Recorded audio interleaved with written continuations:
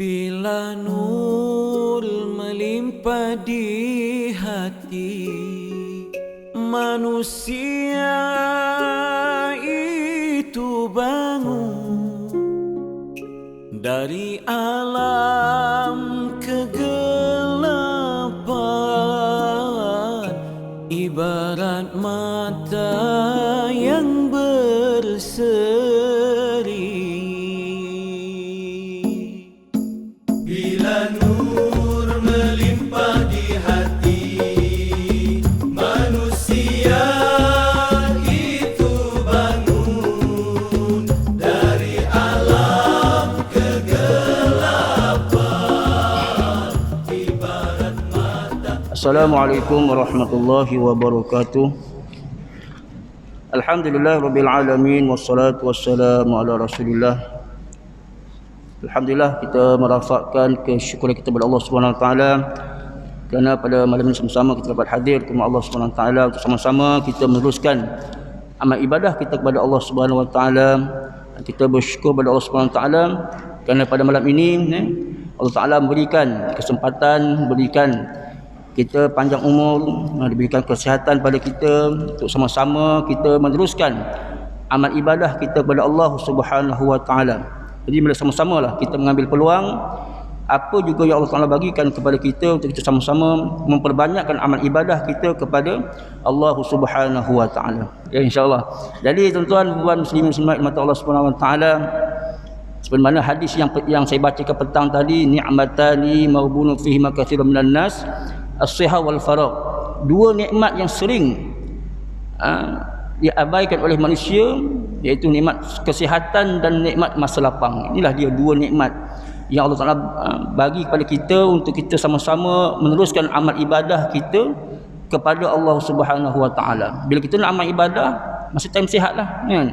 Bila dah sakit, susah sikit kita nak amal ibadah. Kita nak amal ibadah masa bila? Masa kita lapang. Time itulah kita nak beramal ibadah kepada Allah. Bila masa dah sibuk, masa itulah kita tak sempat nak amal ibadah kepada Allah. Tapi masa tu Allah Taala bagi dah. Nikmat kesihatan tu Allah Taala bagi dah. Tuan-tuan muslimin muslimat, jika kita lakukan, kita buat sebaik-baiknya dengan nikmat yang Allah Taala bagi pada kita, insya-Allah Allah Subhanahu Wa Taala akan menambahkan lagi nikmat kita. Sebenarnya biasa ayat yang kita dengar, la in syakartum la azidannakum wa la in kafartum inna adzabi lasyadid. Allah Subhanahu Wa Taala akan menambah nikmat kesihatan pada kita. Bila kita banyak amal ibadah, Allah akan tambah lagi nikmat pada kita. Bila kita banyak amal ibadah, Allah Taala akan bagi nikmat masa lapang pada kita. Kan?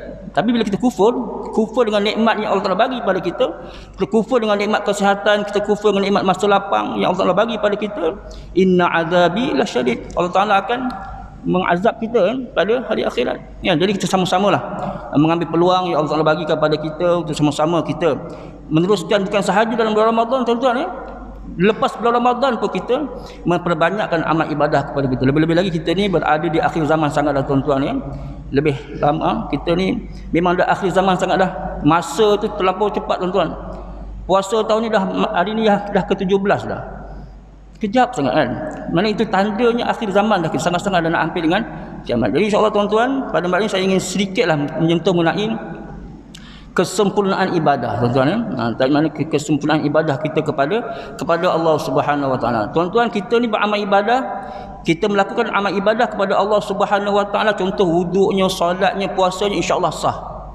Kita dah berpuasa, dah sembahyang, hampir ada yang 30 tahun, ada yang 40 tahun, ada yang 50 tahun, ada yang 70 tahun. InsyaAllah sah. Bila buat rukunnya sah lah. Ya, bila buat rukun salat, sah insyaAllah. Bila buat rukun wuduk tu, sah lah insyaAllah. Bila buat rukun puasa, sah lah puasa kita. Tapi tuan-tuan, muslimin muslimat, yang apa yang Allah Ta'ala nakkan pada kita ialah kesempurnaan ibadah kita yang kita lakukan. Bukan sekadar sah je, tuan-tuan. Kita sah, confirm sah lagi, tapi kita nak mempertingkatkan amal ibadah kita kepada Allah. Kita nak sempurnakan amal ibadah pada Allah SWT. Seperti mana yang ayat yang biasa setiap malam kita baca, tuan-tuan, surah Al-Mulk, kan? A'udzubillahi minasyaitonirrajim, allazi khalaqal mauta wal hayata liyabluwakum ayyukum ahsanu amala.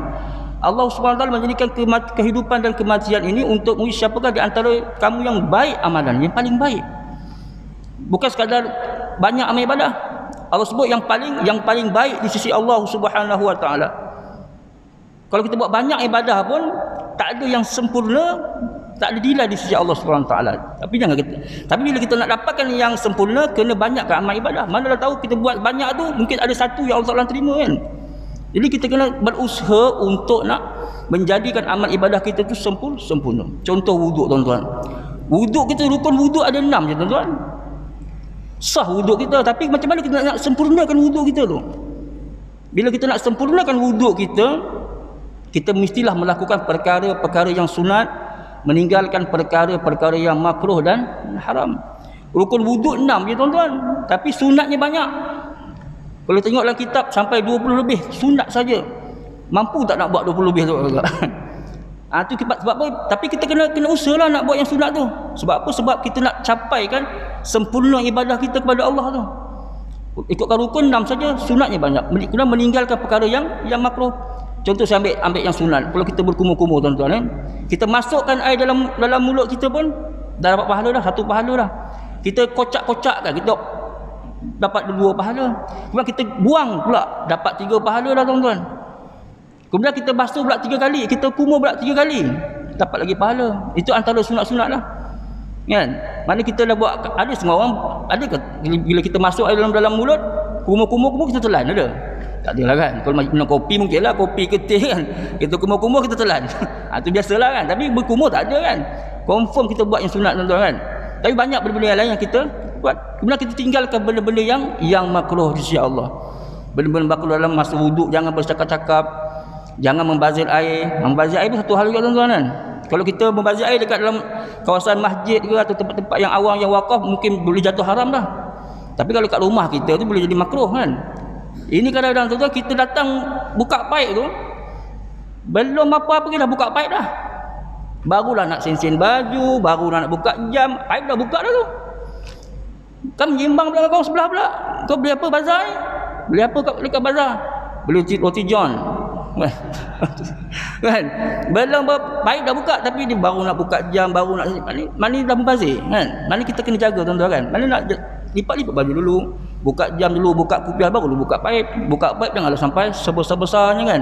Mana kita nak menjaga hukum-hukum tersebut, mana nak mencapai tahap kesempurnaan di sisi Allah Subhanahu wa taala. Jadi kita kena usahalah. Benda-benda ni kadang-kadang kita terlepas pandang kan. Itu yang boleh menyebabkan kita punya ibadah tu menjadi yang sempurna kan.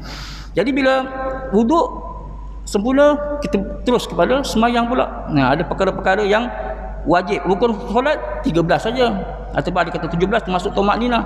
Dan ada perkara-perkara yang disunatkan dalam ibadah solat. Ada perkara yang makruh. Benda-benda ni lah kita kena jaga untuk nak capai kita punya kesempurnaan ibadah di sisi Allah Subhanahu wa taala. Dalam buat puasa pula tuan-tuan, inilah kita berada dalam bulan Ramadan ini, kita kena jaga kataan kita, mata kita. Dah niat dah tahan lapar dan dahaga dah, kira sah lah kita punya puasa. Tapi adakah puasa kita itu sempurna di sisi Allah? Adakah mata kita jaga, mulut kita jaga, tak mengumpat orang kan? Ini yang kita kena jaga, risau-risau takut kita puasa tapi tak diterima oleh Allah Subhanahu wa taala kan. Kita puasa tapi kita cakap benda-benda yang tak elok. Kita tak nak membaca Al-Quran macam tu. Kalau ustaz-ustaz yang datang sini dah, boleh katakan setiap ustaz datang supaya suruh kita mengaji Quran, suruh kita mengaji Quran. Tapi agak-agak kita buat tak agak-agak tuan-tuan kan? Tanya diri kita lah kan. Saya rasa lah kalau kita dengar tazkirah yang ustaz datang sini tu, kebanyakannya suruh kita mengaji Quran, suruh kita mengaji Quran, berzikir. Tapi kita buat tak tuan-tuan? Wallahu a'lam. Kita tanya diri kita. Baca Quran 1 huruf 10 pahala kan? Itu kalau di luar solat. Tapi di luar Ramadan. Kalau dalam Ramadan lagi banyak kita punya pahala, insya-Allah. Itu untuk nak mencapai tahap kesempurnaan puasa tu. Mata kena jaga, mulut kena jaga, lidah kena jaga supaya kita Quran, mulut kita ni kita lakukan, kita gunakan dengan benda-benda yang berfaedah. Kita membaca Al-Quran, kita membaca Al-Quran, kita membaca hadis Nabi sallallahu alaihi wasallam, kita berzikir dan memberi manfaat supaya kita mengajar. Kita mengajar pada orang lain pula. Mana kita mengajar tu dapat pahala dah. Kita nak capai tahap sempurna di sisi Allah Subhanahu wa taala. Sebab mulut kita ni kadang-kadang tiba-tiba cakap benda yang tak elok kan. Dan mulut kita lagi, kita kena ingat bahawa di hari akhirat nanti Allah Subhanahu Wa Taala akan tutup kan. Apa al-yauma nakhtimu ala afwahihim wa tukallimuna aydihim wa tashhadu arjuluhum bima kanu yaksibun. Mulut Allah Taala tutup, yang menjadi saksi kaki tangan saja tuan-tuan. Sebab mulut ni kat dunia ni banyak mengeluarkan kata-kata yang tak elok. Sampai dalam solat, siapa yang berkata-kata boleh membatalkan solat kan, boleh membatalkan solat. Inilah antara kita kena jaga mulut, kena jaga mata, supaya ibadah puasa kita pada tahun ini akan menjadi sempurna di sisi Allah Subhanahu Wa Taala. Jadi kita kena berusaha tuan-tuan ya.